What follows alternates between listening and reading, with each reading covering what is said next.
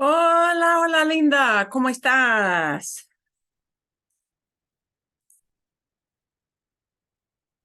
Oh, No, okay. estamos bien. Estábamos platicando un poquito del incendio. Yeah, still the fire talk because it's that time of year. Okay. Can I jump in just for a second? Sí, sí, claro. So since we were talking about fire, I'm looking at my piece of paper from the homework for today, and Ah, number 10, nos preocupamos cuando hay un incendio cerca de nuestra casa. exacto. Exacto, sí. Muchísimo. Wow, sí. Es la respuesta más lógica del mundo. That is the most logical thing in the world to respond when you live around here. Bien. Vamos a ver. Okay, and we'll probably have a few people out with the holiday here, so I don't know if we'll do small group. We may just do everybody together. Sí, ¿qué les parece? How does that sound to you if we do everything big group? Unless we have a lot more people joining a little bit late. Okay. Vamos a practicar. I did want to ask, and I how much time I spend on this depends on what you guys want to do. Depende un poquito.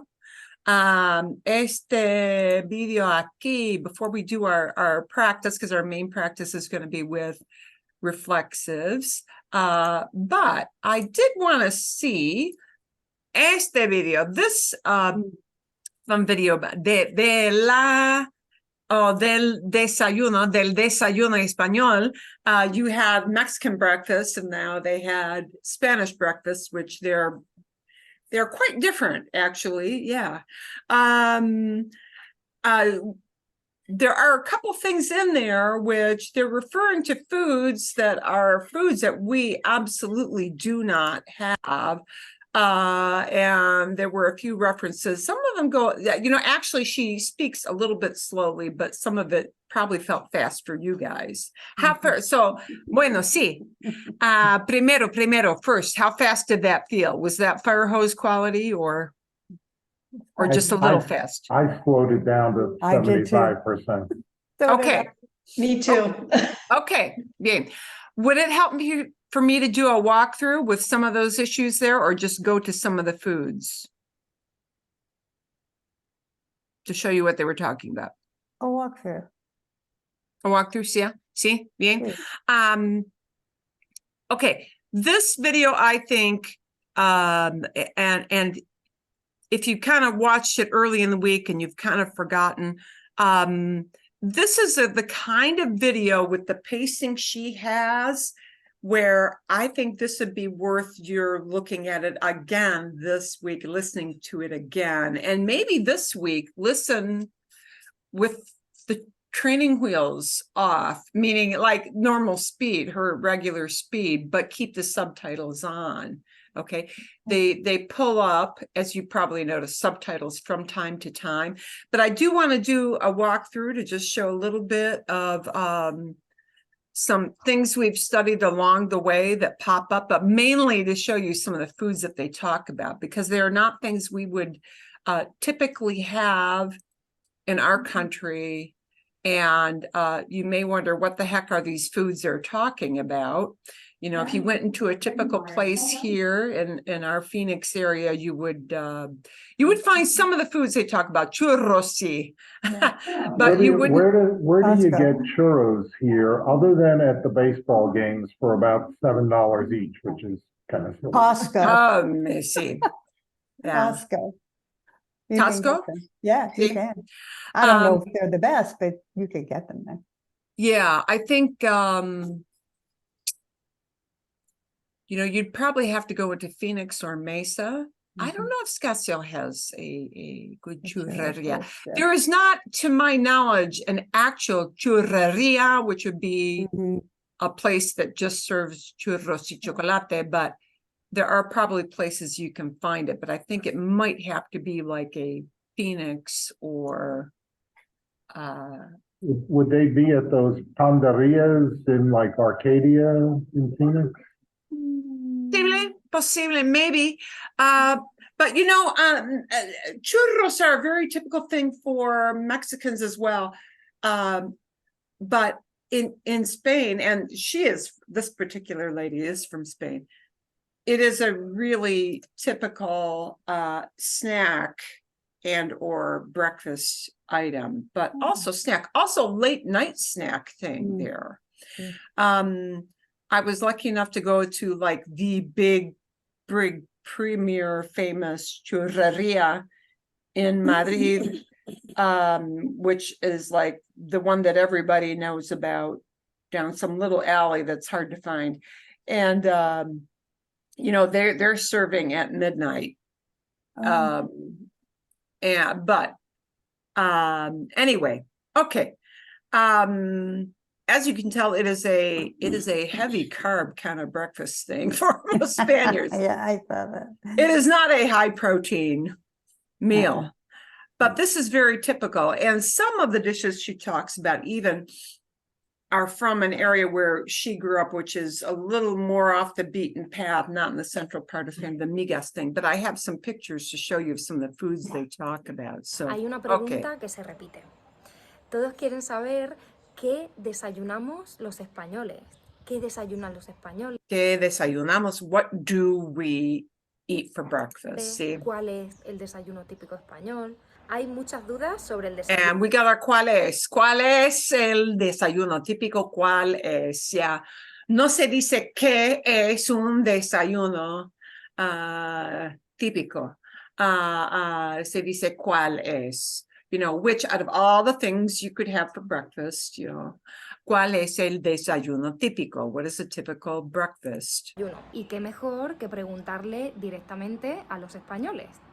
Así que, and she's going to directly ask Spaniards. And aprovechando is taking advantage that I am in Spain, because normally she teaches in the EU, but not in Spain. Cuando que estoy en España pasando unos días con mi familia, le voy a preguntar a algunos I'm going to ask some miembros de family mi familia members sobre este tema. A ver qué nos cuentan. ¿Qué nos cuentan? So here's the first thing. If you go back and listen to this again this week, which I really encourage you to do, ¿qué nos cuentan? What they tell us about. Contar. Here is a stem changer. And contar is a real favorite verb of Spanish speakers. Instead of decir, contar means you're really filling out the details, yeah? Decir is to say or tell, but contar is the verb that people typically use, and it's a stem-changing verb. ¿Qué nos cuentan? ¿Qué nos cuentan? What they tell us about. And contar means people are giving you all the down-and-dirty details, not just giving you a phone number or a password, or they're telling you all the fleshed out details of something. Yeah, boy, they're carb friendly, and caffeine heavy. Yeah, sí. ¿Cuál crees? Bueno, entonces tú, ¿cuál crees que es el desayuno típico español? ¿Qué crees? Yeah, ¿cuál crees? And which one do you think? And she used which because you're picking out of a group of things, possible breakfast items. ¿Qué desayunan la mayoría de los españoles? La mayoría de los españoles desayunan churros, pero también tostadas con aceite, tomate. And tostadas here are not the Mexican variety of tostadas. I'm not going to show you a picture of a churro because I think everybody has seen churros living where we do. But, churros are like they're like a donut, but they're long, and an express dough that is deep fried, yeah. But tostadas is more of what we would know as a toast, but it is eaten a little bit different, and they'll talk about it there. It is often eaten with, tomato is like the really favorite thing, and I'll talk about that later in the video. Jamón serrano y a veces un producto que Jamón serrano is the Spanish ham. So serrano means it's from La Sierra. It's a mountain ham. Ham is a real connoisseur thing in Spain, and where your ham comes from, and whether it comes from los cerdos or pigs that are fed on acorns is a big deal. If they are fed on acorns primarily, the price is higher for that jamón. But you have jamón ibérico, jamón serrano. You want it will kind of be like saying free range in a way, I guess, here. They are animals that are free range and not being fed like livestock feed. Yeah.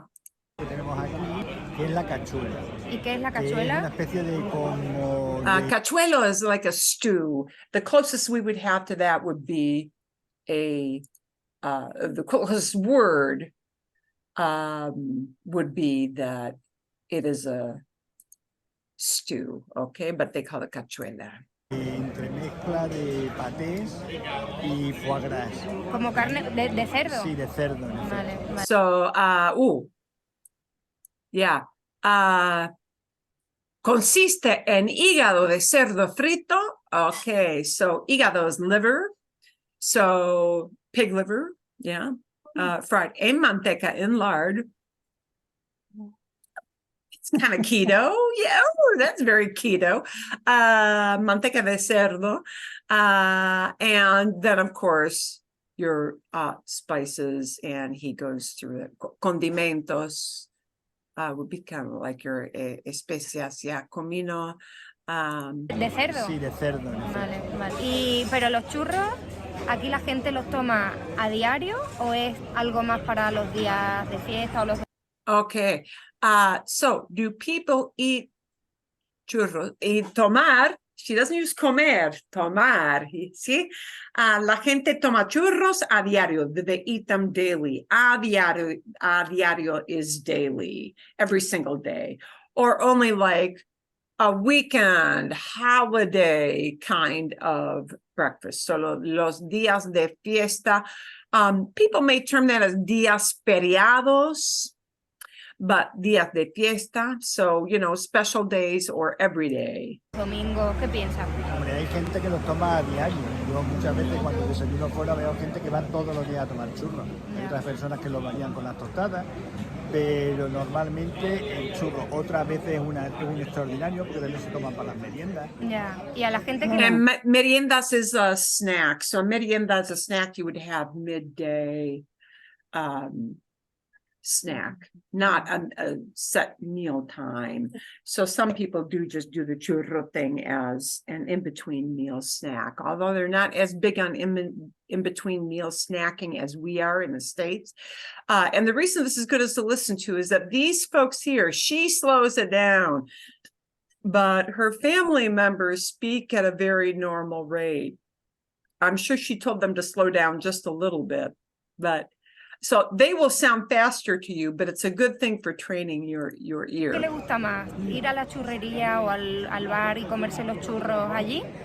¿O comprarlos y llevárselos a casa y comérselos? Okay. So what do you guys do? Do you go like eat out for churros, churreria?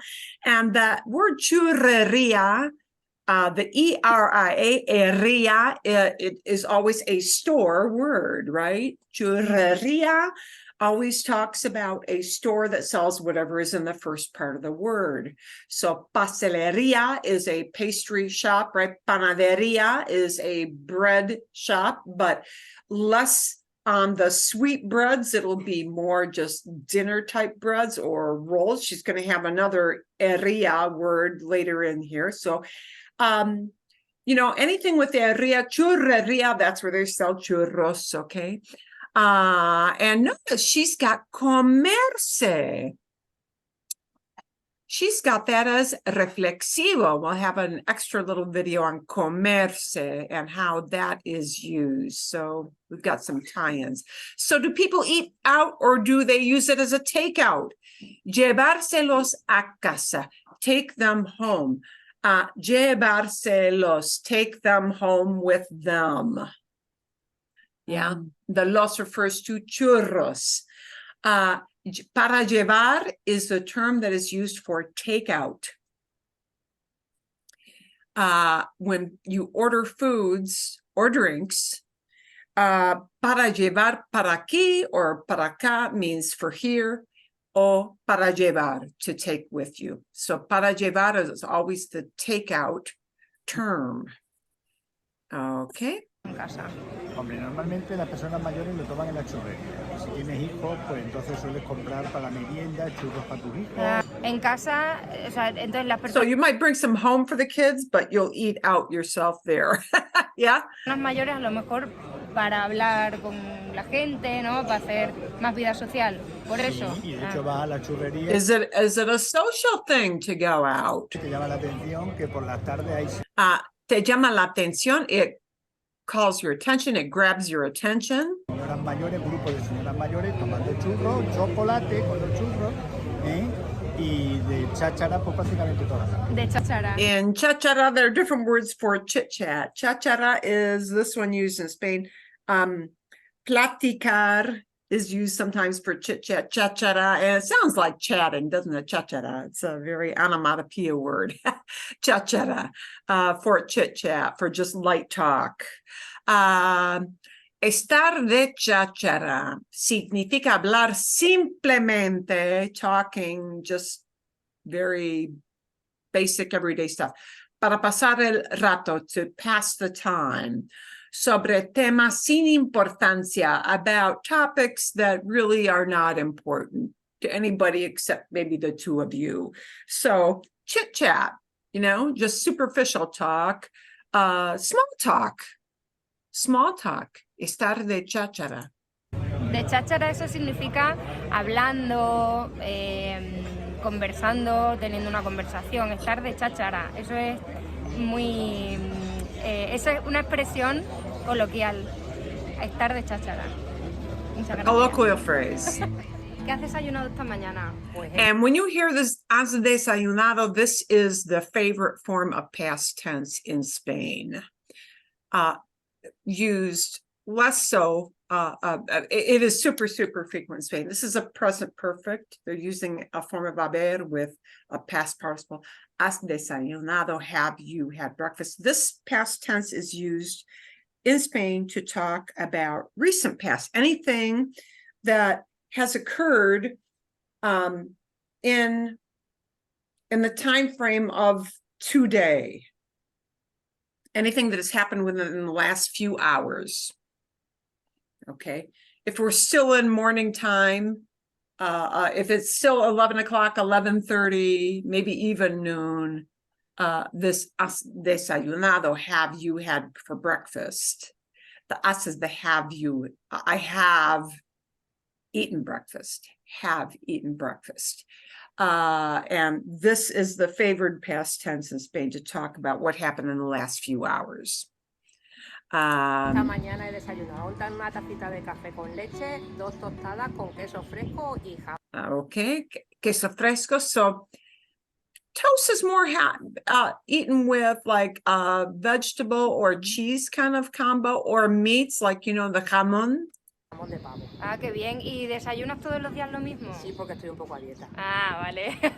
Entonces, salado. Sí, siempre Prefiero- salado. See, estoy un poco a dieta. I'm a little bit on a diet. So she was asking if she eats the same thing all the time. And she's like, well, today I'm a little bit on a diet. So, Salado. Antes mucho dulce, pero ahora ya con la dieta todo saladito Salado. y mejor. so, do you have sweet stuff for breakfast or not? And antes era de mucho dulce, before it was, meaning breakfast. This word era means it was a sweet breakfast. But now on a diet, no, not so much. Yeah. que antes. Vale, muy bien. Mamá, para ti, cuál es el desayuno más rico? ¿Qué es lo que más te gusta desayunar? Cuando puedes And this is a very, very good phrase for you to know. ¿Qué es lo que? Lo que is a good phrase to get used to. We're going to have another video using lo que. So this is kind of your introduction to lo que. ¿Qué es lo que más te gusta? What is the thing that you like the most? And the way you say the thing that is not to use a word for thing at all. It is lo que. The thing that is lo que. Sometimes we might just say in English what you like the most, but the thing that they express that as the thing that. So lo que. puedes elegir entre todas las cosas del mundo, ¿qué es? And all the things in the whole world, entre todas las cosas del mundo, in the midst of all those things in the whole world, what do you like the Lo most? que más te gusta desayunar. Pues a mí el desayuno es la comida que más me gusta del día, ¿Sí? pero me encanta, es una cosa que disfruto El momento muchísimo. del desayuno. Es un momento súper agradable y me gusta. Yeah, super agradable. Everybody likes that word super. Super great, super pleasant. Super pleasant. Agradable is pleasant. Si puedo en la terraza de casa, Mm. pero bueno, en invierno no se puede. Pero a mí lo que me encanta y me vuelve loca son unas tortas. Me vuelve loca. It drives me crazy, but this is crazy in a good way. Y un buen pan con mantequilla y mermelada. Mantequilla and mermelada. Here's something an American would recognize. Yeah, bread and jam, butter and jam, mantequilla, butter. Mermelada is, well, we have that word marmalade, but mermelada would be what we would call jam. ¿Qué mermelada te gusta? Pues mira, me gusta mucho la de fresa, pero también me encanta la de melocotón. La de vale. fresa. Y la de Sí, melocotón, they use durazno in other parts of the world, but melocotón is peach in Spain. So all the fruit jams that she likes, mermeladas. frambuesa.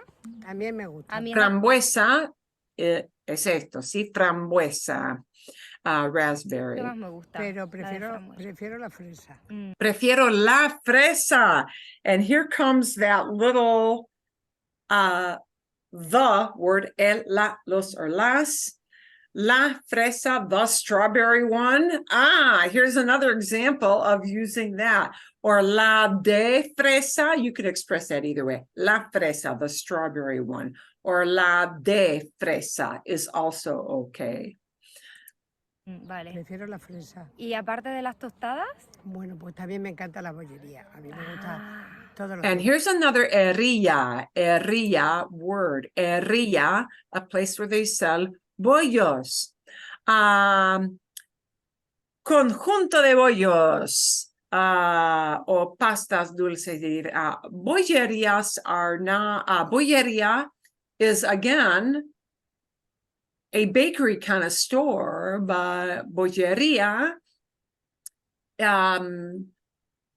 not so much the filling. Bollos are a hard roll. And a hard roll is a more of a typical item that, again, people in Spain might have as a breakfast item. So churros would be the very, very sweet side, and bollos are a round roll, not fried, baked. dulce.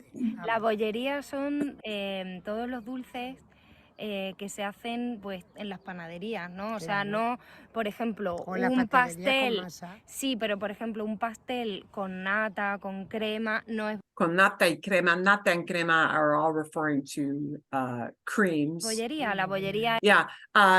Anything that's got a filling, yeah, a filling with a creamy kind of filling, that will not be in a bollería. Bollería will not have the super, super sweet stuff. It will be bollos hard rolls. es Crusty. pues, los bollos, ¿no? Exactamente. Las magdalenas, ¿qué más? El Las bizcocho. magdalenas, el bizcocho. So they might have fruits in them, but they won't have like a soft, gushy filling. And now she mentions these items. So we're going to show you what these look like. Magdalenas, bizcochos,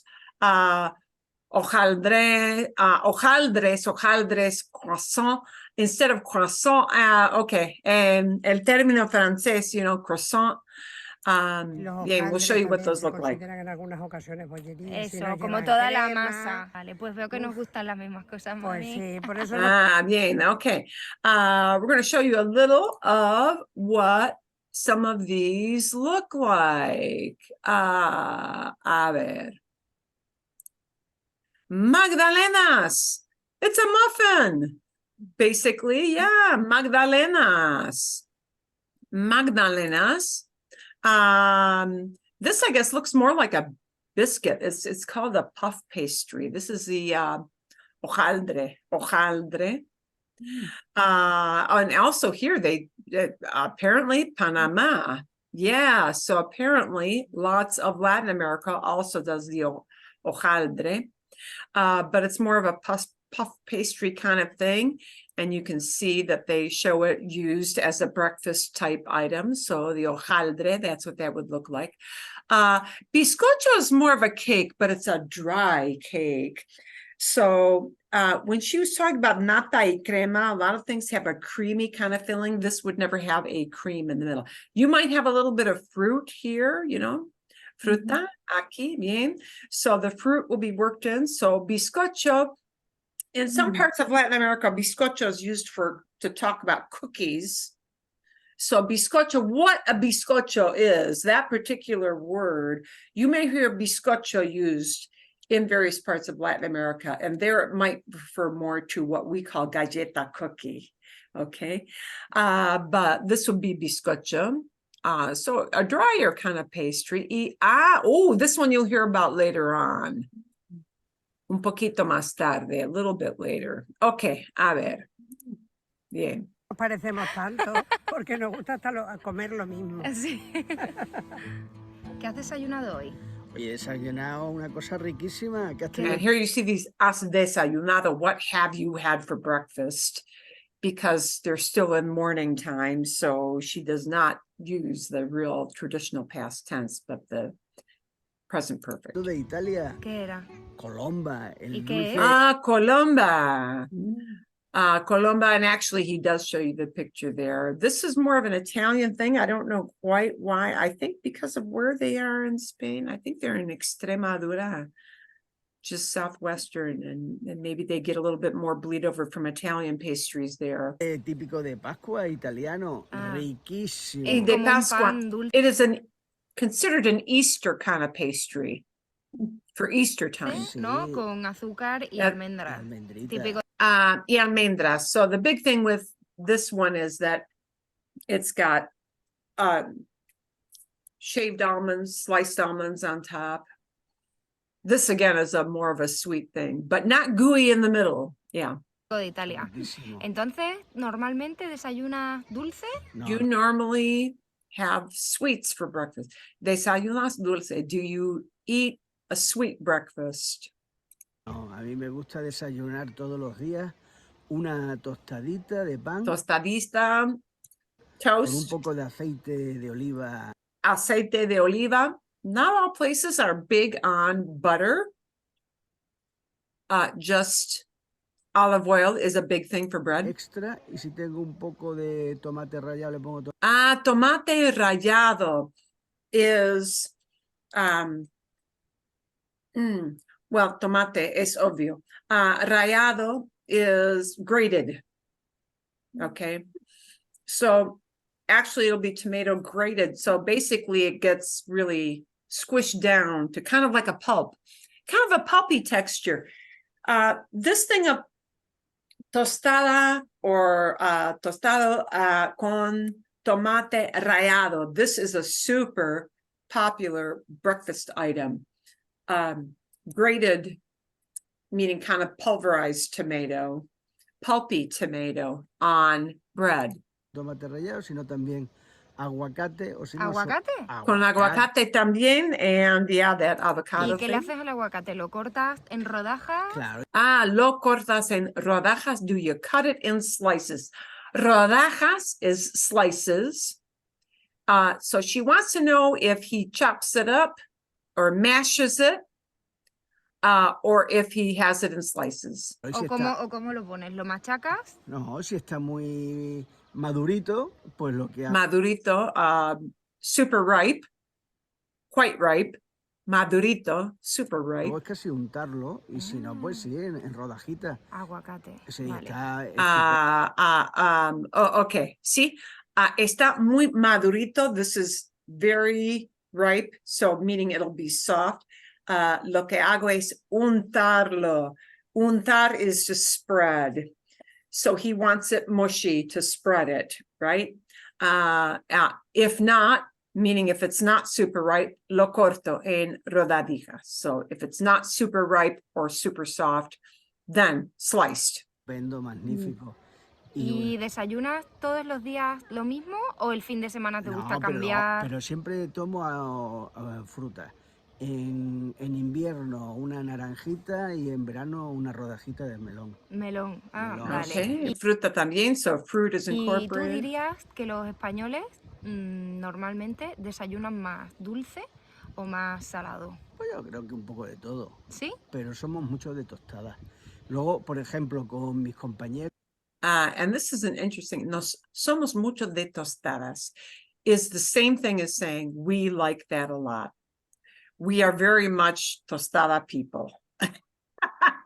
Somos mucho de tostadas. It's just a different way. So this is one of the examples of how, you might expect are expecting as a student that the response would be, nos gustan mucho las tostadas. We like toast a lot.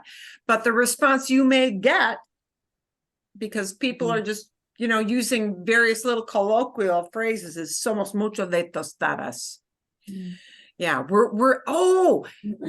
it would be like in English, es como decir, do you like pastry in the morning? And it would be like somebody responding instead of I like pastry. I'm a big fan of, I'm big on sweets. And big on sweets. Somebody learning English would be like, big on sweets. What does that mean?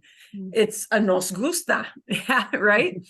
So just like we change up and use various phrases that are colloquial, they do too. Del trabajo. Del trabajo, todos los miércoles tenemos la costumbre de en un bar que ponen una oferta de desayunos. ¿Y cuánto cuesta la oferta de desayuno? Pues la oferta de An oferta would be an offering, literally, but an oferta would be a special, like a sale, a reduced price. Something that's offered especially that day is la oferta. desayuno con el café, con leche y las migas, pues... And migas is a thing in Spain, more southwest Spain.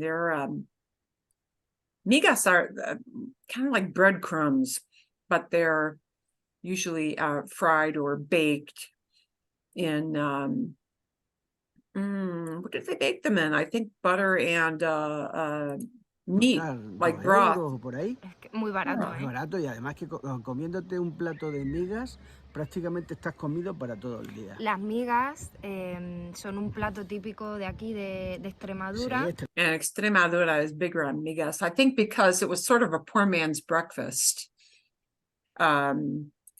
Que es pan frito, bueno, no exactamente frito, pero bueno, es un plato que se hace con pan. Intentaré poner una foto. And there she actually shows you the migas. Migas, it looks a lot like dressing that we would have for Thanksgiving, doesn't it?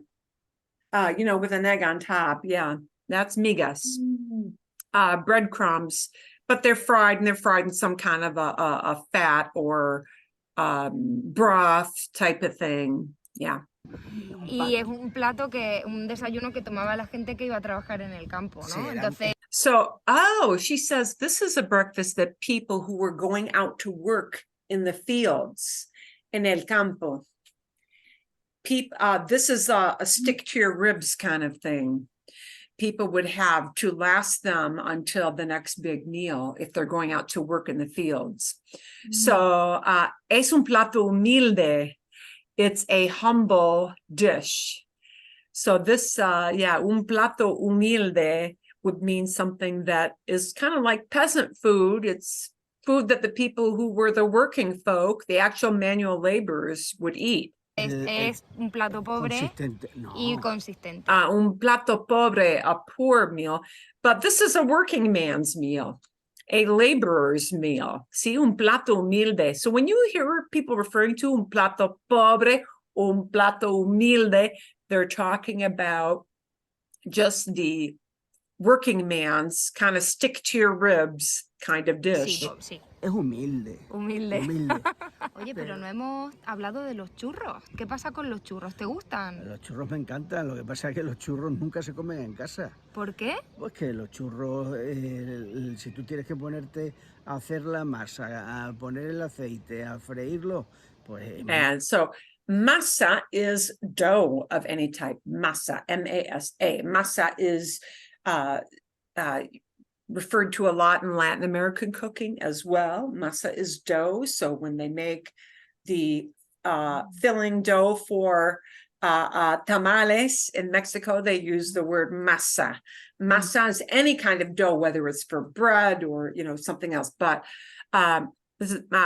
churros es masa y poner al aceite. You put it in oil, so you're frying it, deep frying it. Yeah, deep frying it. Muy trabajoso. Es demasiado. Muy trabajoso. It's a labor-intensive job. Hacer churros en casa es muy trabajoso. Making churros at home is a work-intensive thing. Labor-intensive, trabajoso. It's a lot of work to do a deep fried dough at home. It's messy and hard to make. Una churrería y te tomas el chocolate con churros o el cafelito, como decimos aquí, con churros y te vas más contento que otra cosa. ¿Y la gente normalmente come churros para desayunar los días de diario o es algo más para días especiales como los domingos? Sí, es un poco especial, pero hay gente que siempre come churros. Los churros están exquisitos. A lo mejor un churro al día. Hay gente que se come un churro al día por la Es que hay mañana. muchos tipos de churros. Aquí en Cáceres tenemos churros que los llamamos Cáceres is a city. los gordos y los finos. ¿Y cuál es la diferencia? And there, of course, these are the churros. We would recognize those shapes in the Southwest as they're very popular in Mexican culture as well. Pues la diferencia es la masa que llevan unos y otros y el tamaño. Los gordos tienen como más aire, ¿no? Son más airosos. Bueno, depende. ¿Y a ti cuáles te gustan? A mí los gordos. Crujientes are crunchy. Yeah, crunchy. Los gordos, que Sí, son menos wow. crujientes. Son riquísimos. Ya, riquísimos. bueno, a mí no me gustan mucho los churros. Bueno, me gustan, pero me encantan. son un poco grasientos. Grasientos, they're a little bit greasy. They're fatty. See, grasa is fat, but we don't use grasa. Grasa is the thing that is fat. So, the fat from an animal is grasa. The gristle or fat you would cut out from meat, that is grasa. So, they would never say like a fat cow. Es una vaca gorda, yeah? Gorda is fat, but that's the description, fat. But fatty, meaning from the fat from the meat, is grasa engrasiento would be fatty. Greasy. ¿No es muy grasiento para tomarlo por la mañana? Bueno, lo puedes tomar por la mañana o después de una noche de juerga antes de irte a acostar a casa, que lo hace mucha gente. Sí, por la mañana. Noche de juerga would be,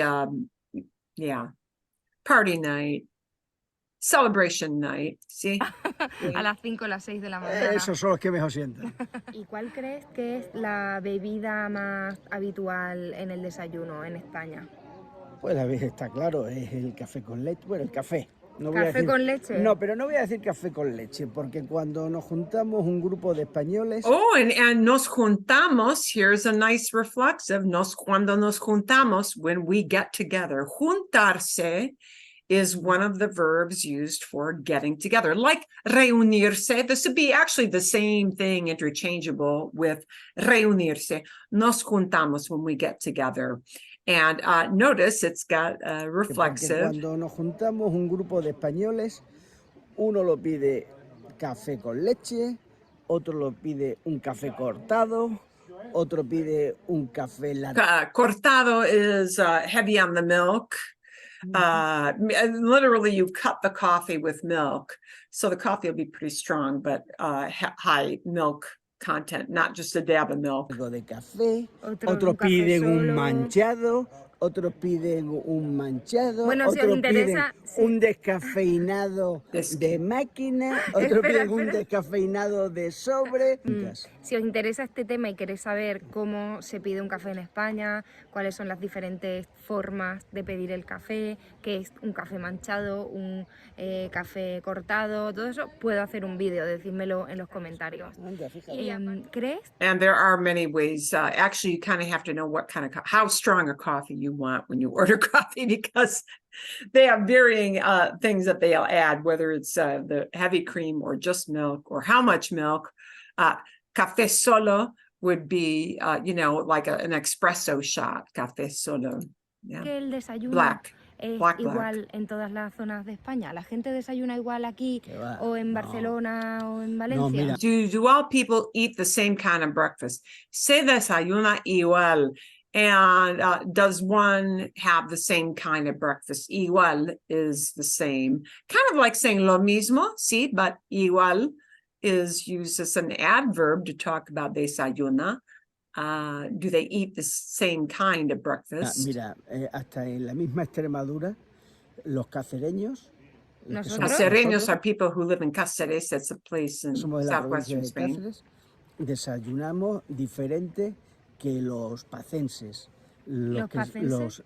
And they just got special terms for people from various La cities. otra provincia de Y, Extremadura. y en general en todas las regiones se come de forma diferente. Lo que sucede es que se va pues unificando un poco y ya nos va gustando a todos prácticamente lo mismo, pero lo que sí tengo que decir que And se this come se come is a little different.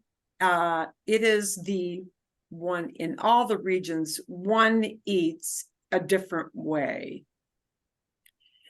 This use of se come is the one eats. You in general, not you, the specific person. So that se come is a little bit different than the reflexive we've been seeing, para que sepan, so that you know. This is talking about people in the general area. They eat a certain way. diferente. Lo que sucede es que se va pues unificando un poco y ya nos va gustando a todos prácticamente lo mismo, pero lo que sí tengo que decir que en España tanto el desayuno como cualquier comida pues tiene sus características y desde luego que se desayuna y se come estupendamente. Siempre dices lo mismo. No, Parece no, que es te verdad, pagan ya. para hacer publicidad de España. Yeah, they pay you to give good publicity. So we're going to leave it with that for right now. That's So I got the craving listening to that about churros and had to look up the closest place up to here in North Scottsdale was someplace called Churros Locos. But, okay. So it looks like it's Cave Creek Road around maybe a little south of 101. But it's kind of weird. There are several different types of or kind of baskets of churros, but the place is not a breakfast place because it shows hours like from 4 to 9 every day, p.m. And it's got some sandwiches and tacos and fries and stuff like that. So I don't know if this is the place to go or not. Yeah. If you guys do any exploring, let me know what you find. I'm actually, I'm going to start looking some things up about churros here because my kids love that stuff. My husband can't because it's not keto. Oh, well, more for us. Okay. The other thing I do want to show you is something that's going to tie more into our reflexive here. because there is kind of an issue with comer versus comerse. And you may hear people using that from time to time. So we're going to hear a little bit more about this. And this is more of a grammar-oriented kind of thing. But, you know, you wouldn't think that comer should be reflexive at all, right? The se come that you heard in that video was one eats. It's, again, another different use of se with verbs that is not specifically reflexive as we've been studying. But you will hear a lot, like se habla español, one speaks Spanish. Spanish is spoken. Se come bien, one eats well, okay? Se has many, many functions in Spanish. Sometimes it is reflexive, as what we've been doing. Sometimes it is a general you do things kind of structure. And sometimes we do use comer reflexively. So this is kind of a good tidbit to know, because if you hear, you know, any Joe Schmo on the street kind of talking, they may use either comer or comerse, but comerse is not to eat yourself. It is something else. So imagine someone wasn't feeling well and you want to ask them in Spanish, hey, what did you eat? How can we translate this into Spanish? Well, it turns out the best way is, ¿qué te comiste? ¿Qué te comiste? And here it is in past, so don't focus too much on the comiste. The comiste means did you eat, just putting it into the past instead of the present. ¿Qué te comiste? Now, often when natives talk about eating in Spanish, they use the reflexive form comerse. So you will hear comerse used reflexively, but it has a special meaning. Now, I know this is something that students really want to avoid, because I used to have an example on the Real Fast Spanish website in our grammar hacking article that said, I have eaten the apple, me he comido la manzana. And the he comido, again, is just a past. It means I have eaten. I have eaten. Recently, like just a little while ago, okay? Me he comido la manzana. Now, but they're using the me as a reflexively there. This example was supposed to focus on the he comido part, the present perfect tense, but I got so many questions about this sentence that I decided to change it to, I have bought the apple. He comprado la manzana. He comprado la manzana. Now, at the time, I had received dozens of emails from students asking whether it was okay to just simply say it without the me. He comido la manzana. So Spanish students... Okay, so if you're learning, that's just, again, a simple past, meaning recently. Oh, I've eaten an apple like a couple hours ago or a little while ago. Have a strong preference for saying this sentence without the me.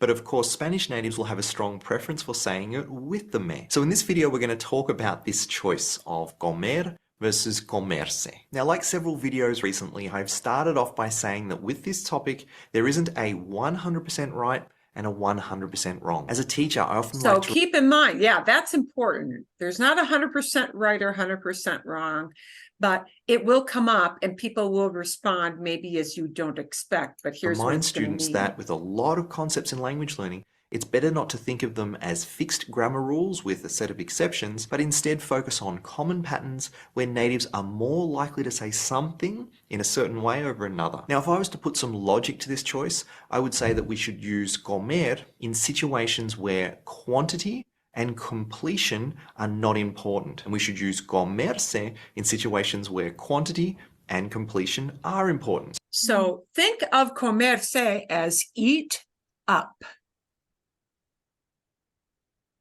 Eat it up, meaning you got a portion in front of you. Yeah. So if we talk about what we generally eat as a routine, let us say, comer is probably a better choice. But if you're talking about a specific serving or portion, then comerse is something you will hear frequently. So for example, if you want to tell someone, hey, we're going to eat soon, this in Spanish will be, vamos a comer pronto. Not with se, because we're not talking about an actual portion, just the activity of eating. at some time. Vamos a comer pronto. Or if you want to ask someone, hey, do you want something to eat? This in Spanish would be, ¿quieres algo de comer? And this will, again, not be reflexive. ¿Quieres algo de comer? Do you want something to eat? Any old kind of thing. What do you have a hankering for? What do you feel like eating? And ¿quieres algo de comer? Do you want a little something? A little something. Algo. A little something. ¿Quieres algo de comer? ¿Quieres algo de comer? Now, in both of these situations, I would say that the quantity of food and whether the eating has been completed or not is not important. So the more likely option is comer. Then, if, for example, there was something weird left out, like rotten eggs, and someone asks, hey, did you eat some of those? And the person wants to say, yeah, I ate 2. This in Spanish would be, me comí 2. And here the comí is a past, so just know it's a past form of comer. Me comí 2. I ate 2. But now you're talking about, notice, 2, a specific amount, a serving of a certain number of items. And this will be a very common structure for people to use with comerse. Me comí 2. Me comí 2. Now, in this case, quantity is important. In addition, if we think back to the question at the start of the video, ¿qué te comiste? ¿Qué te comiste? Here I would say that quantity is not as important, but the fact that the eating of something has been completed, and now in that situation, the girl is feeling sick. Now, another way that we can look at these is we could compare these two sentences. I like to eat tortilla every day. Me gusta comer tortilla todos los días. Now, I'm going to eat the tortilla. Voy a comerme la tortilla. Because it's sitting in front of you. Oh, okay. It's a specific serving and it's sitting in front of you. You may very well hear somebody say, voy a comerme, or me voy a comer la tortilla. Now, in the first sentence, quantity is not important. The sentence is about, the daily rhythm of eating tortilla. And the second sentence is saying, hey, I'm going to eat all of that tortilla, and so it has a lot more of a focus on quantity. Now, you might find examples that don't align with what we discussed so far. And as an interesting example, I found a sentence where a parent says to a child while she is playing with food, hey, that's what food is for, honey, for eating. This in Spanish is, para eso está la comida, cariño, para comerse. Para eso está la comida, cariño, para comerse. Now, for this sentence, we actually had to have a bit of a discussion amongst the teachers at Real Fast Spanish. We had a debate about the role of comerse in this sentence. And the conclusion was that comerse is playing the role of the passive voice in this sentence as opposed to the reflexive form of comer, which means... And what they mean is eaten. That's the passive voice, is eaten. This sentence is not concerned with quantity. Instead, it's focused on the process of eating. So when she says that the food is para comerse, she means that it is for eating as opposed to being looked at or played with as what was happening with the child in this scene. Now, if we remove se and we just have para eso está la comida, cariño, para comer, then there is a subtle shift in meaning towards the food providing sustenance to humans, and so it wouldn't make as much sense in this context of a child playing with their food. Now, I mentioned in my video on thinking in Spanish that sometimes the key to dealing with all of this complexity is to avoid logic when you are speaking and instead just practice using the patterns. Rather than memorizing that comer is not for quantity and comerse is for quantity, and then trying to decide every time you want to use comer in a sentence, just take some of the sentences that we looked at today in this video and make your own versions of them. So for example, voy a comerme la paella. Voy a comerme el arroz. ¿Qué te gusta comer? ¿Qué te gusta comer por la mañana? Me gusta comer pescado 3 veces a la semana. All right, so your homework at the end of this video is to think of some other ways that you can apply these sentences to describe your own eating habits or questions you might want to ask someone else about. Okay, bien. Suficiente. That's enough of that. But so you may hear even a verb as basic as comer. You very well may hear it used as comerse, but then it really is more in that idea of, hey, eat up, yeah, and that kind of idea that we have in English, in inglés. Bien, okay, vale, bien, perfecto. Okay, Ahorita vamos a pasar a las preguntas. We're going to move on up to our, and I think we're going to do this all together. Vamos a practicar todos juntos. I don't think I'm going to send anybody to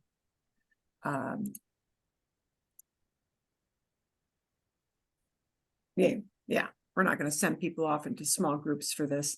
And I'm sorry, but because I've got it on share screen, if you put your hand up, I will not see it. So you're going to have to kind of take turns and just charge in.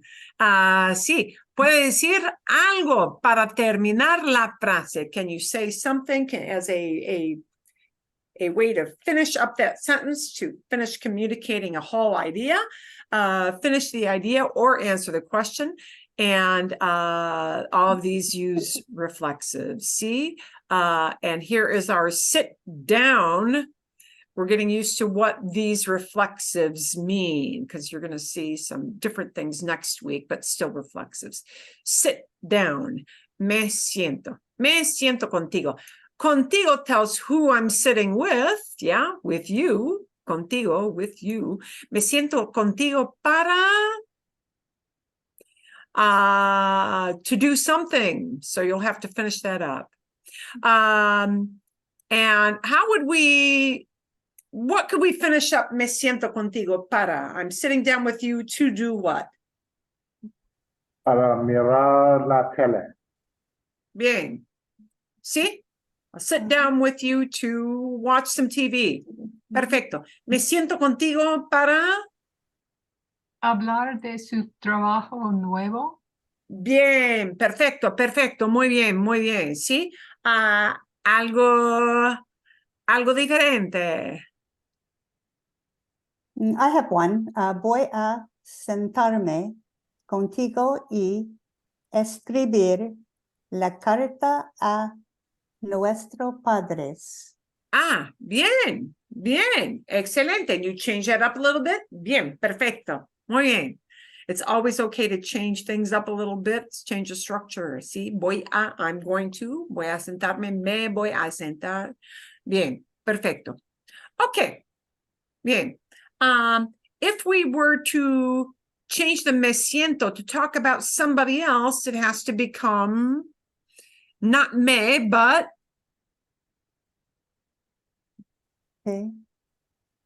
se, to talk about somebody else. And that se might be one person, it might be more than one person. So which verb you use, it's going to come from sentarse. So the point here is sentarse is what it comes from. So it's an AR verb and it's got a stem change too, but you knew that already because you saw it in siento, right? So se, to talk about somebody else, it's se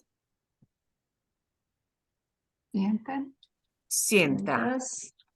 Se sienta, or it might be, if you're talking about a group, se sientan. Se sientan, see? If you're talking directly as you, the se sienta could be usted se sienta. But if you're talking to somebody saying you are sitting down, it has to become the tu form will be what? Te sientas. Sientas. Sí, bien. Okay, so you can see how that sentarse morphs into talking about different kinds of people. See? Por ejemplo, mi esposo se sienta para cenar conmigo. My husband sits down to have dinner. Mi esposo se sienta conmigo para cenar. ¿Sí? ¿Bien? Okay? Bien. So, we've got the wash-up verb. The wash-up verb, which is lavarse. Lavarse. Me lavo las manos después de, or you might, instead of después, después de, I should have had a de in there. I wash my hands after, or you might change it to I wash up before. So antes de, you might substitute después de for antes de, no importa mucho. You can do either one. Unas ideas, some ideas here. Me lavo las manos. Me lavo las manos después de trabajar en mi jardín. Perfecto, después de trabajar en el jardín. Magnífico. Bueno, ¿qué más?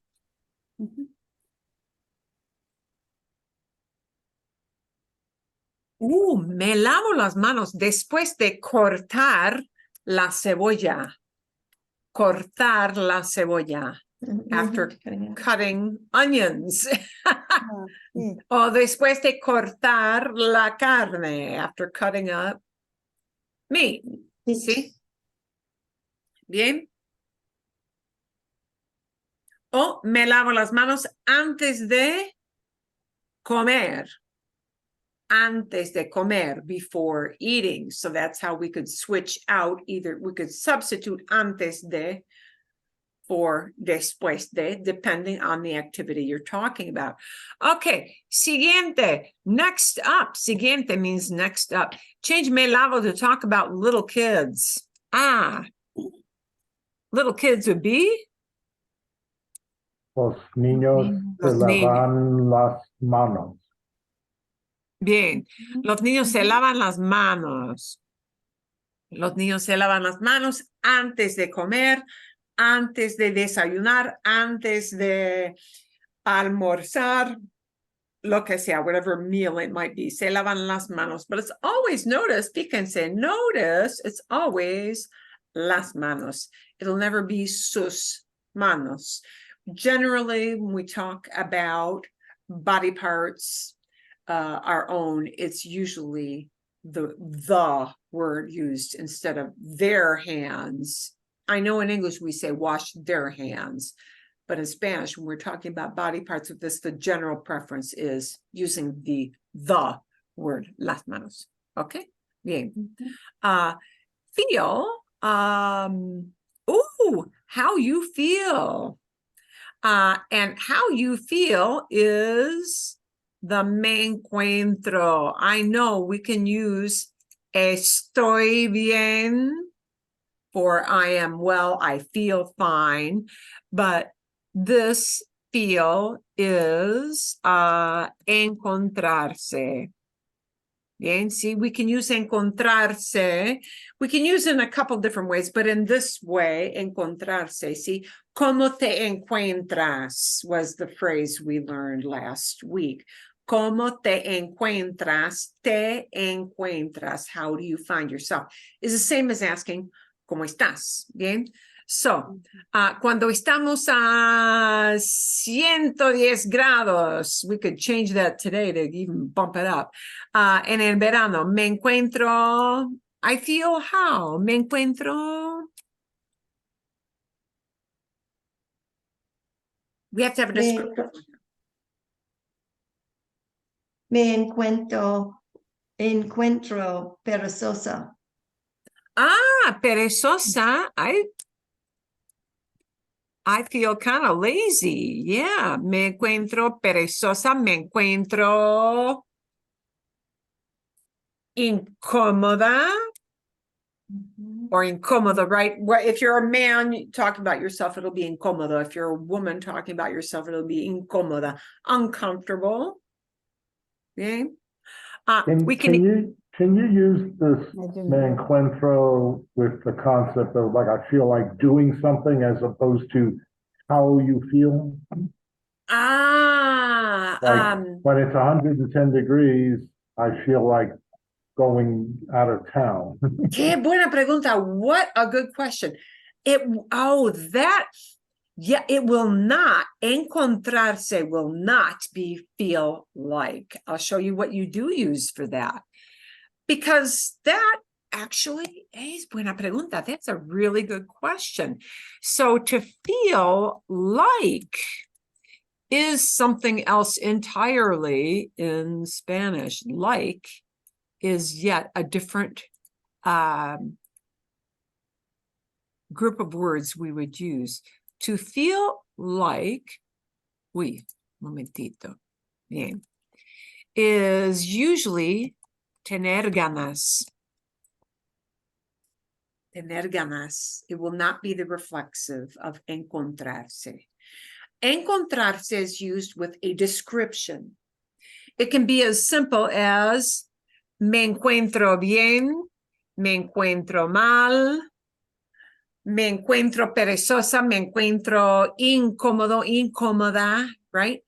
But if you want to say, I feel like getting out of Phoenix, right? It won't be the encontrarse at all. It'll be tener ganas, tengo ganas. And notice that ganas stays the same. Ganas is a visceral feeling that comes from your gut. That's what ganas is. I have ganas, literally. I got a gut feeling. Tengo ganas de salir de Phoenix. Cuando hace mucho calor, tengo ganas de salir. Tengo ganas de irme. I feel like getting out. Instead of salir, you could say tengo ganas de irme. ¿Sí? Tengo ganas de irme. Bien. Qué buena pregunta. What a good question that is. Which little, and notice in English, this word like changes everything in Spanish. It changes us to a different kind of expression. Bien. Okay. Siguiente. Tell how your partner feels in the heat. Mi pareja. How do we change encontrarse? We're going to go back to the encontrarse for mi pareja. Mi pareja. Se encuentra. Perfecto. Mi pareja. Cuando hace mucho calor. Cuando hace mucho calor, como hoy, aquí en Phoenix, mi pareja se encuentra fantástico. A mi esposo le encanta el calor del verano. ¿Por qué? No sé. No lo entiendo de nada. No lo puedo entender, pero a él se encuentra fantástico. Se encuentra fantástico con el calor del verano. Sí, que es poco usual. That is, I would say, not the majority of people, but pues sí, así es. Okay. Getting married. Mi nieto or mi nieta, or maybe you talk about a grandkid, or maybe you're talking about a child. Mi hijo, mi hija. Se casa, is getting married. How would we fill that in to talk about how or not how, but when or where? Se casa is getting married. Mi hija se casó el año pasado. El año pasado. And you'll notice that he changed it here to se casó because he used a past tense. Se casó, got married. But if we're talking about like an upcoming event, then we would flip casarse into presente. So let's say you've got somebody getting married in October, see? Then we wouldn't use se casó with past. We would use se casa en octubre. Sí, se casa en octubre. Or we might talk about where they're getting married. Se casa en, por ejemplo, en Minnesota. Maybe your relative lives in a different state, right? See? Se casa en. Okay. Okay. How will we change se casa to talk about los novios? So here we're just looking at a conjugation kind of change.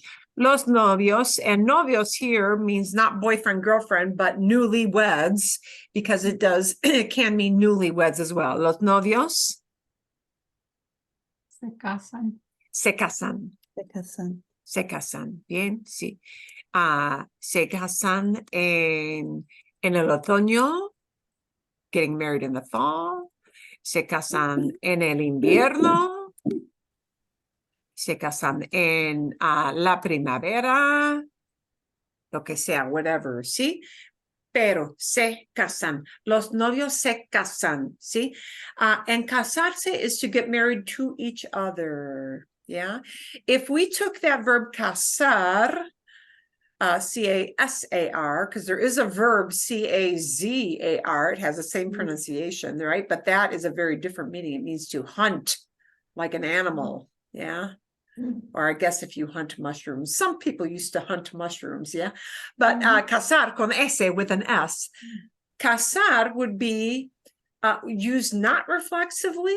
Casar would be the job of the clergy person or justice of the peace, whoever you get married by. The person who performs the marriage ceremony, the official, that would be using the verb casar.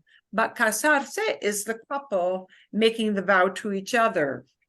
Yeah, it's a reflexive thing. They do it with each other, and that means using reflexive verb in the reciprocal to each other sense. Okay? Bien. Vale. Wake up. Wake up is despertarse. And we've got the double whammy of a stem change and a reflexive. ¿Sí? Bien. So, en el verano me despierto. And, tell when you wake up. When do you wake up? Me despierto. En el verano me despierto a las 7, pero en invierno me despierto más tarde. Bien, sí. En el invierno me despierto más tarde. In winter I wake up later. Más tarde, ¿sí? En el verano me despierto a las 7. In the summer I wake up at 7. Hoy. En el verano me despierto a las 5 o a las 5:30 porque tengo mascotas. Sí. And notice when I wake up, it's me despierto. But if my pet wakes me up, and those of you who have fur babies know what this is about, right? Doggy needs to go out. Doggy needs to eat. Kitty needs to eat. And that is what happens at our house. Kitties need to eat. Okay. Notice if your pets wake you up, then it is no longer reflexive. And many times we have other things that wake us up and we do not rouse ourselves. We normally, left to our own devices, would be asleep. Yeah. But wake up yourself is despertarse. But if something else wakes you up, it's this, guys. It is no longer reflexive. Mis mascotas me despiertan. And notice how that is different. Me goes with despierto, a yo verb. But if I change it to me despiertan, here, this verb despiertan, that's who's doing the waking. It's these little things, mascotas, that are doing the despiertan. They are the waking up. They are the little alarm clocks. They are doing the waking up, but they're doing it to me. Me despiertan. Y es la diferencia. Me despierto, I do it, but I do it on my own. Right? But me despiertan, they do it to me. Oh, por ejemplo, for example, when there are coyotes roaming the neighborhood, I'm sure many of you have this too. The dogs start barking because they smell the animal, the predator around. And some people, their doggies will start to bark or this week because of 4th of July. Your doggies may bark because they hear fireworks, right? Sí, el perro, so el perro ladrando, the barking dog, sí, me despierta. A barking dog wakes me up. Bien, okay. And you did the change there, sí, with the en el, pero en el invierno. Okay, putting on clothes, putting on clothes. Cuando viajamos por avión, when we travel by plane, when we travel on a plane, when we fly, in other words, nos ponemos, and what do we wear? Nos ponemos. Ropa cómoda. Nos ponemos, nos ponemos ropa cómoda. And this can't be used as we dress comfortably. You could say nos vestimos, as in get dressed. Nos vestimos de manera cómoda. You could say that we get dressed, but nos ponemos ropa cómoda. We put on comfortable clothing, okay? Because ponerse is used with the clothing item, right? But get dressed comfortably is, get dressed is vestirse. This is used with a clothing item, okay? Nos ponemos ropa, or la ropa cómoda. Anything else you might talk about? Nos ponemos.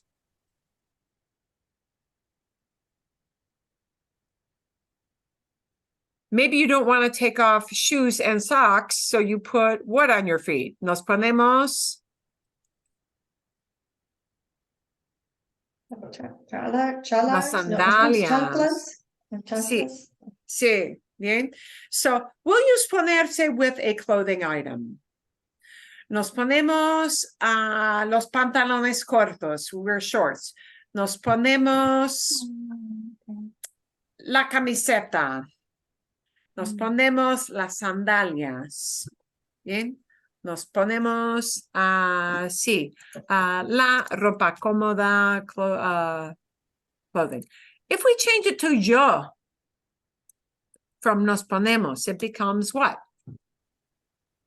Me pongo camisa de golf. Sí. Me pongo una camisa o la camisa. Sí. Bien. Me pongo when we change it to yo. Put on clothes is ponerse. To put on a clothing item. But then we have to mention the clothing item.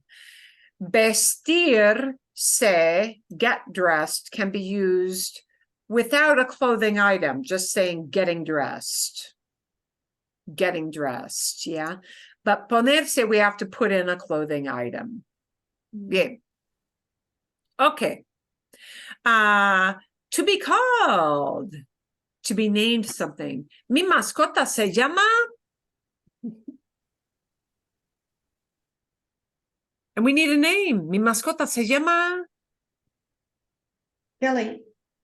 Okay, sí, bien. Y el nombre. We put in a name here, sí. Mi mascota se llama Tigre. My pet is named Tiger. Mi mascota se llama Buddy. My pet's named Buddy, lo que sea. Right? You put in whatever the name is, right? Pero, siguiente. Next step, let's talk about mis vecinos, my neighbors. And how will we change that verb, se llama? Mis vecinos. Se llaman. Se llaman. And then we have to name them. You might put in a first name. Ooh, what if you want to say, my neighbors are the Smiths? Yeah, we do that in English, right? The Smiths the Bakers, the Wagners, right? We use their last name. In Spanish, the way we do that is we put los with the surname. So los Gómez, los Hernández, sí, los with the singular surname. That's what will be used. If you use a surname, right? If you use their first name. Mis vecinos se llama Gloria y Tomás. Mis vecinos se llaman Enrique y María. Lo que sea, right? First name, just first name, see? Well, when you use the last name, like in your example there, if they are the Smith, is it Los Smith or Los Smith? Los Smith. Yeah. Yeah. In English, we say Smiths. The Millers. Yeah. The Millers. Yeah. But it would just be Los with the surname. And the Los tells you it's more than one, but oddly enough, the surname isn't made plural. Los kind of, this is kind of like El Rojo. Yeah, it's kind of like that. Yeah. But we just use los with the surname. Just that. That's it. Okay. To get burned. To burn oneself is quemarse. Quemarse. So, los niños se queman cuando? Kids get burned when?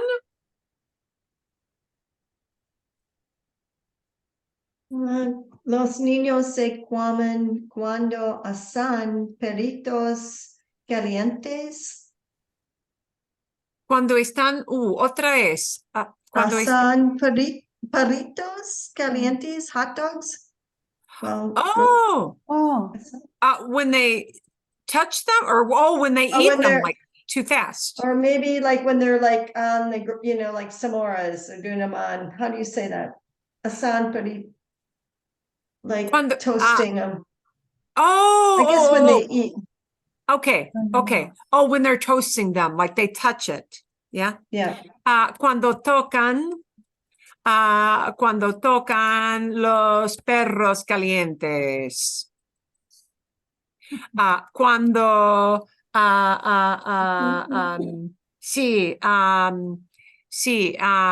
tocan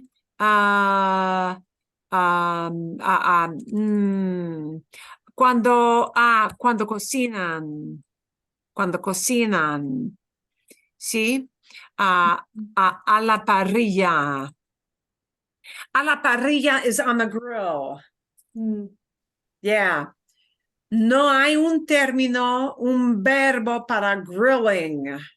To grill.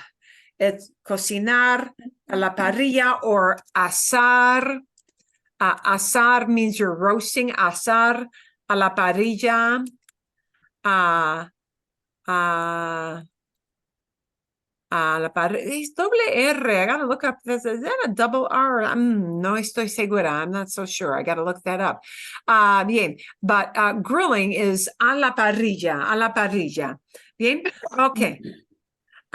Bien. But if you touch something, you can get burned, right? Se queman. Los niños se queman.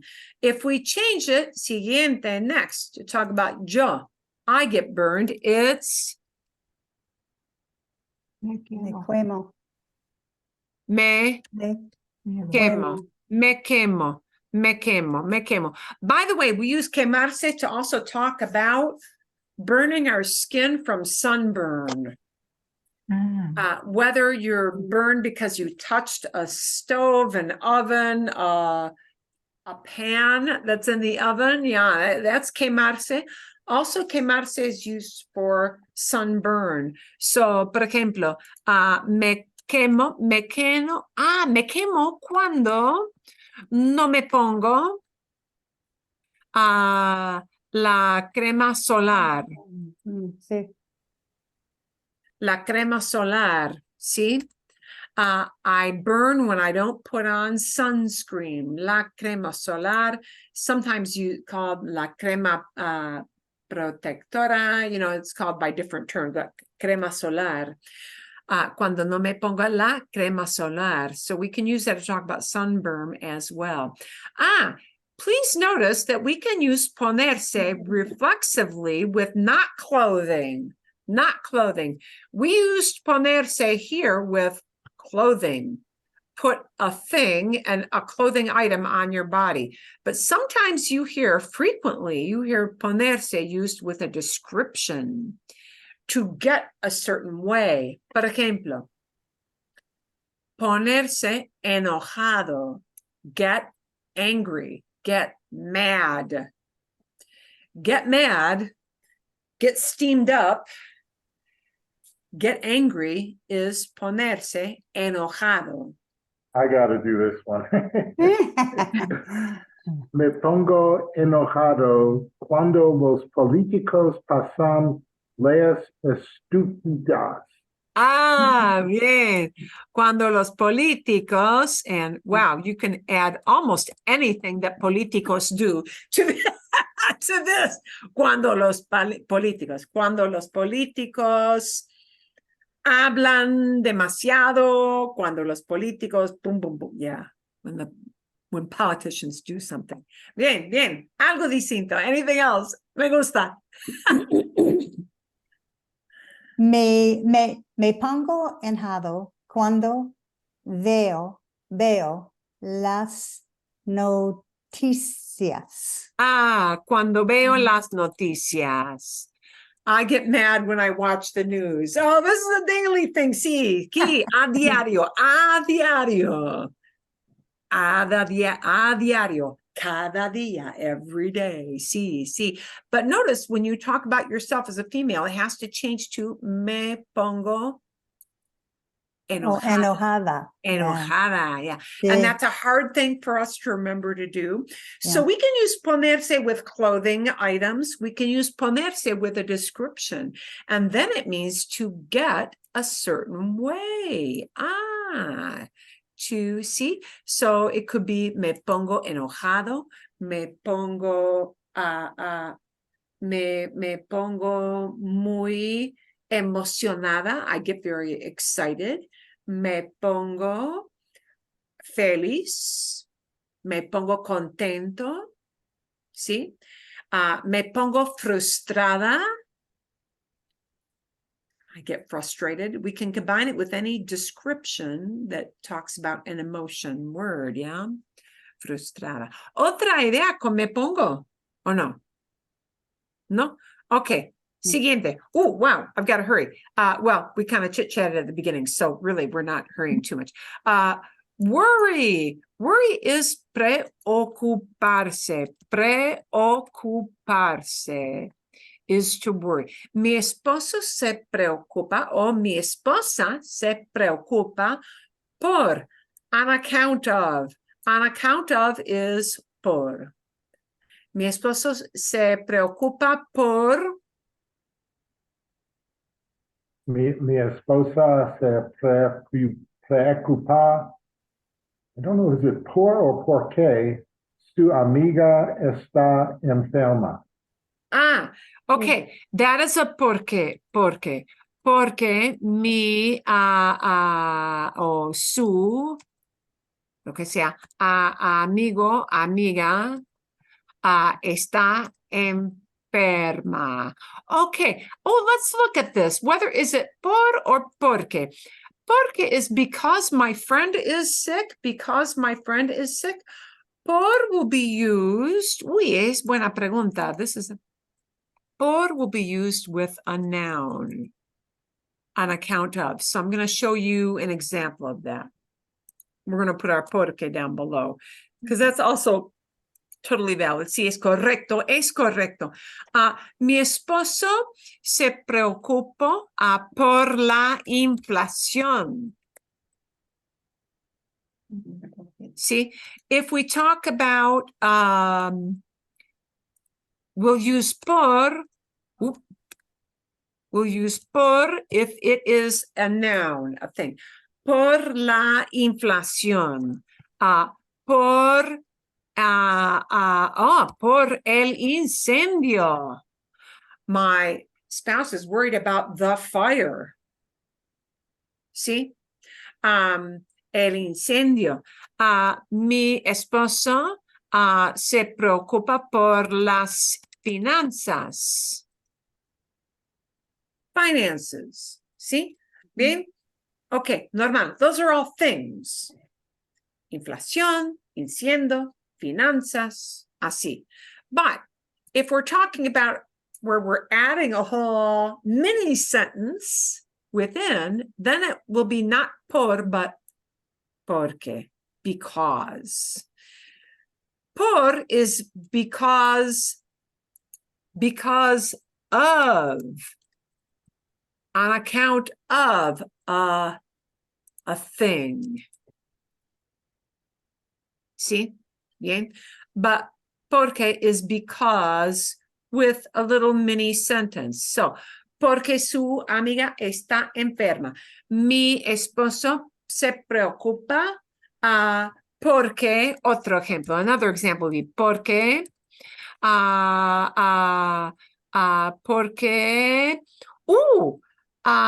porque la computadora no funciona. Because the computer is not working. ¿Sí? Porque el aire acondicionado no funciona. Because the AC is not working. Algo así.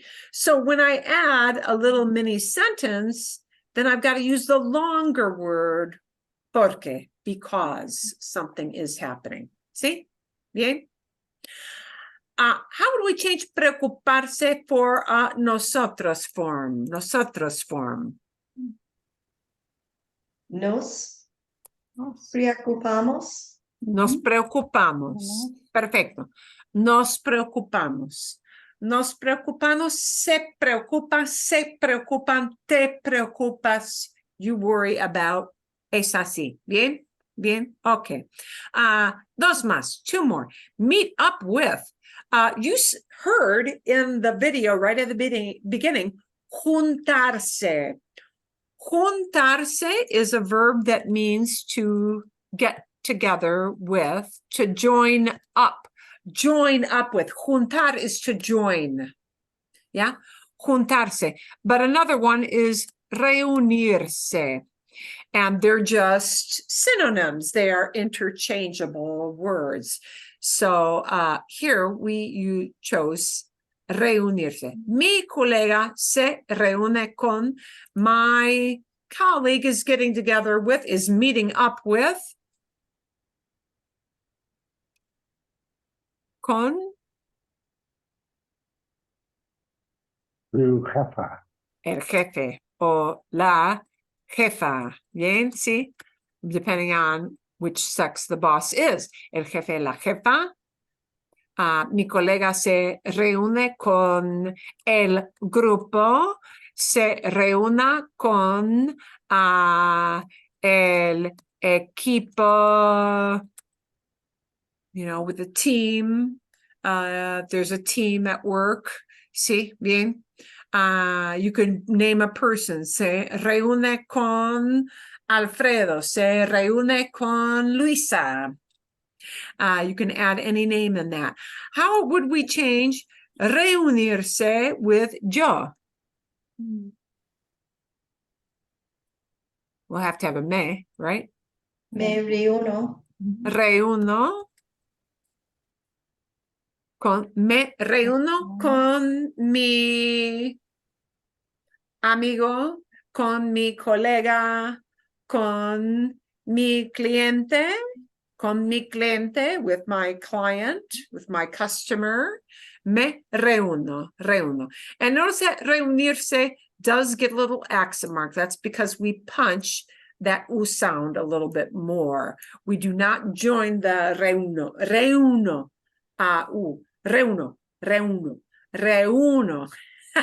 We have to punch the U sound a little bit more. So that gets an accent mark. Me reúno. unite myself with, me reúno, right? Get together. Okay, and now we're going to have por fin, uy, a ver, por fin, we're going to have quitarse. Quitarse means to take something off oneself. It is the opposite of ponerse. So we need to use this specifically, quitarse, plus a clothing item. Okay, quitarse has to specifically use a clothing item. So, me quito, and we name the thing. So, me quito. Me quito la chaqueta cuando llego a casa. Cuando llego a casa. When I get home. Me quito otra vez. Puedes repetirlo otra vez. Me quito. Zapatos. Los zapatos. Me quito los zapatos. And again, like wash hands, me lavo las manos, when we talk about clothing items, generally we use, I know in English a lot of times we say, I take off my shoes, but in Spanish, when you're talking about either body parts or clothing items, it's usually used as the los or las or el or la word. Me quito los zapatos. Me quito los zapatos. Me quito las sandalias. Me quito las chanclas. Chanclas is used for flip-flops, sandals, instead of sandalias sometimes. Me quito las chanclas. ¿Sí? Me quito los zapatos cuando llego a casa. Otra idea. Any other idea with that? Me quito el sombrero cuando llego a casa. Sí, bien. Me quito el abrigo cuando tengo calor. Sí, me quito el abrigo cuando tengo calor. I take off my coat when I get warm, when I get hot. Exacto. Me quito el abrigo. Me quito el abrigo, me quito la chaqueta. Así. Perfecto. Perfecto. Muy bien. Fantástico. I am going to give you another set of reflexives for next week to come in. And there'll be prompts just like this. And some of them, however, we're going to start to look at some verbs that will not be maybe the traditional or reflexive of I do it to myself, like I put a shirt on my body or I put glasses on my face. Some of them will start to venture into some of these verbs that oddly are just reflexive. They just are.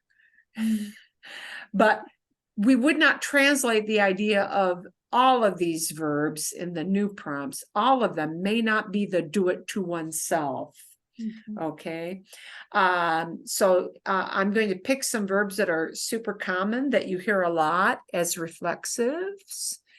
But they won't all necessarily be the traditional thing of I do the action and it reflects back on me. They're going to be verbs that are just reflexive in some cases because they are. There's no real good reason for that action reflecting back on yourself. So that's the way we introduce reflexives, but sometimes they will just be that way. And that's it. See, bien. And we'll give you a little listening video just for fun. See, para escuchar. Sí, un ejercicio de escucha, just a listening drill. Has nothing in particular to do with any particular one item. ¿Todo bien? All good? Todo bien. Todo bien. Ok, fantástico. Y feliz Día de Independencia. Happy Independence Day. Feliz Día de Independencia. Y espero que lo pasen bien. I hope you have a good time. ¿Sí? Y nos vemos la semana que viene. See you guys next week. ¿Sí? Bien. Hasta Nos luego. vemos. Sí, cuídense. Cuídense.